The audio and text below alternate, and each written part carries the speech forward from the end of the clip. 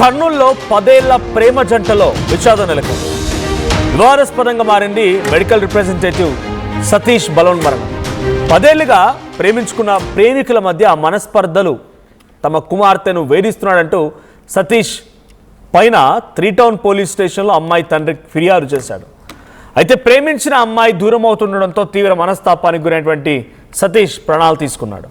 ఇక సతీష్ లవ్ ఎపిసోడ్లో ఐటీడీసీ నాయకుడు తిలక్ కూడా ఉన్నట్టు తెలుస్తోంది. తిలక్ను అరెస్ట్ చేయాలంటూ సతీష్ కుటుంబీకులు డిమాండ్ చేస్తున్నారు. సతీషే నన్ను వేధించాడంటున్న ప్రియురాలు కల్పన. మన ఇద్దరి ఫోటోలు ఉన్నాయి, ఎలా పెళ్లి చేసుకుంటామని టార్చర్ కూడా పెట్టాడంటూ కల్పన చెప్తోంది. కేసు పెట్టిన తర్వాత కూడా వేధించాడంటుంది కల్పన. పొలిటికల్ టర్న్ తీసుకుంది సతీష్ కల్పన ఉదంతం. సో 10 ఏళ్ల ప్రేమ జంట అంటూ చెప్తున్నారు, కానీ నన్ను వేధించేవాడు, నన్ను భయపెట్టేవాడు, మన ఫోటోలు వీడియోలు ఉన్నాయి, ఎలా పెళ్లి చేసుకుంటావంటూ భయభ్రాంతులకు గురి చేసేవాడు, కేసు పెట్టిన తర్వాత కూడా టార్చర్ పెట్టేవాడు అని చెప్పి సతీష్ పై కల్పన ఒక వీడియో రిలీజ్ చేసింది. అయితే దీని వెనుక తిలక్ ఉన్నాడు, తిలక్ చేయడం మూలంగా ఎంత జరిగిందని సతీష్ కుటుంబీకులు చెప్తున్న మాట.